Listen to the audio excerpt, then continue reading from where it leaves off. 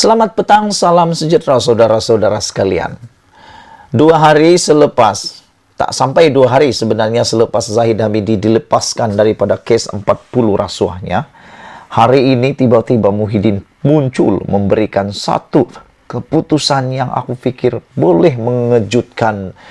Keputusan ini, pengumuman ini membuatkan mungkin Zahid tertekan, kata apakah, aku pun tak tahulah. Tapi ini satu berita yang buruk untuk Barisan Nasional. Apabila Muhyiddin mengisytiharkan Barisan Nasional kini musuh utama Perikatan Nasional pada PRU 15. Wow. Untuk makluman kamu semua, dalam PRU 15 nanti ada 3 gabungan terbesar yang akan bertanding. Pertama, Perikatan Nasional. Kedua, Barisan Nasional. Yang ketiga, Pakatan Harapan. 3 gabungan ini yang akan bertanding, yang akan bermusuh pada PRU. Tapi Muhyiddin pilih pula Barisan Nasional sebagai musuh utama mereka. Maknanya kalau ikut hierarki, Pakatan Harapan adalah pilihan kedua. Kenapa ya? Adakah karena Barisan Nasional lebih kuat daripada Pakatan Harapan? Ataupun Barisan Nasional lebih lemah daripada Pakatan Harapan? Ataupun dua-duanya sama-sama lemah? Saudara, pengerusi Perikatan Nasional Muhyiddin Yassin menegaskan bahwa Barisan Nasional kini adalah musuh utama mereka dalam PRU akan datang. Wah, aku pikir kalau begini, lebih baiklah 1 lawan 1. Cari musuh utama, cari di mana Barisan Nasional ada, di situ Perikatan Nasional ada. Jangan sekali-kali takut lawan pula. Nanti bagus lawan si Zahid Hamidi, Mat Maslan, Mat Hasan. Baru betul kata Muhyiddin Yassin, perkara itu telah dipersetujui oleh semua parti komponen dalam Perikatan Nasional. Tapi yang heran sekarang ini pas pula macam mau hidupkan balik Mufakat Nasional. Hadi macam seakan-akan mengambil jalan untuk menghidupkan Mufakat Nasional pula. Jadi kenapa Muhyiddin kata pula semua parti setuju dalam komponen Perikatan Nasional setuju bahwa BN adalah musuh utama mereka. Walhal ada banyak cerita mengatakan pas seakan-akan mau menghidupkan balik MN. Pas ni nak pilih siapa? Sudahlah pas tu. Pas ni macam seperti yang ditulis oleh penulis-penulis blog, seakan-akan pas ni gila talak. Gila talak. Dan dicerai oleh Barisan Nasional, khususnya UMNO. Tapi masih lagi merujuk.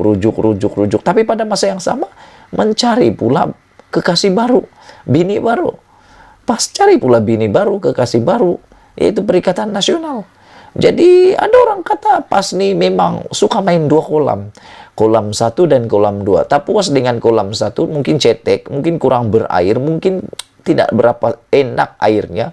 Pindah pula ke kolam kedua. Cari lagi keenakan, lebih banyak air kali di kolam yang kedua.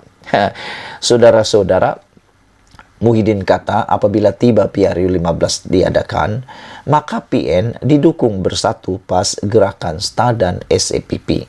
Akan gerakan semua jentera kita, kata Muhyiddin lagi. Saya tak nak bincang soal Pakatan Harapan, itu hal dialah. UMNO nak tanding semua kerusi, tandinglah, kata Muhyiddin. Wow, begitu lantangnya dan beraninya Muhyiddin Yassin. Kita dalam Perikatan Nasional sudah ada kesepakatan, kata Muhyiddin. Antara perkara disepakati ialah, saya nak sebut di sini bahwa musuh utama kita ialah Barisan Nasional, kata Muhyiddin. Jadi Zahid Hamidi kena berhati-hati. Lepas ini, karena tumpukan perhatian lebih banyak kepada Perikatan Nasional, kurang-kuranglah pada Pakatan Harapan. Karena Pakatan Harapan memusuhi dua-duanya, Perikatan Nasional dan Pakatan Harapan. Kenyataan Muhyiddin itu disambut dengan sorakan daripada hadirin yang terdiri daripada ahli dan pemimpin bersatu. Wow, hebat. Tetapi kenyataan Muhyiddin itu dilihat bercanggah dengan PAS yang meletakkan PH sebagai musuh utama.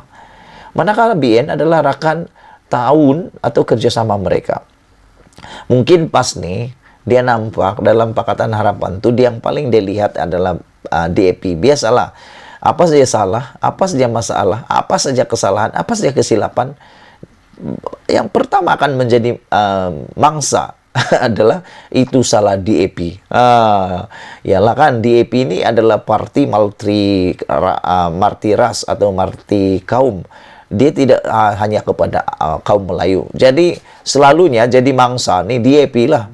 Karena DAP adalah mangsa. Asal ada salah, ini semua salah DAP.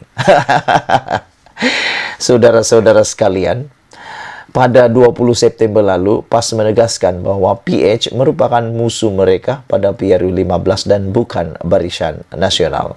Itulah yang aku sudah kata awal-awal tadi. PAS ni nak pilih siapa sebenarnya kekasihnya? Nak pilih Barisan Nasional kah? Nak pilih Perikatan Nasional? Dua-dua pun nak dapat. Kolam ini pun dia suka, kolam itu pun dia suka. Tak tahulah PAS nih. Setiausaha Agung PAS Taqiyuddin Hasan berkata, partinya juga masih percaya bahwa hanya gabungan dengan UMNO BN atas konsep penyatuan ummah dan perpaduan nasional mampu menjadi formula berkesan untuk mereka menghadapi PH. Nah, aku pikir PAS nih dia pandai ambil peluang. Semua yang ada peluang dia ambil. Aku pikir juga PAS mungkin sedang berpikir kalau dia bergerak sendiri dia susah mau lawan PH. Jadi dia ambil peluang untuk bersama BN. Pada masa yang sama untuk menewaskan BN pula dia bersama dengan PN. Itu pendapat akulah.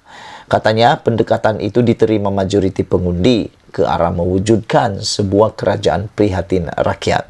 Dengan langkah penambahbaikan sistem penyampaian perkhidmatan kepada seluruh rakyat di samping pada masa sama memberi perhatian khusus kepada aspek semak dan imbang. PAS amat optimis hanya dengan perpaduan dan kerjasama politik di antara parti-parti utama Melayu Islam saja akan dapat mengelakkan pertandingan lebih dari 2 penjuru katanya. Itu tidak mengapa sebab PAS beri pandangan sebegitu sebelum pilihan raya, kata Muhyiddin.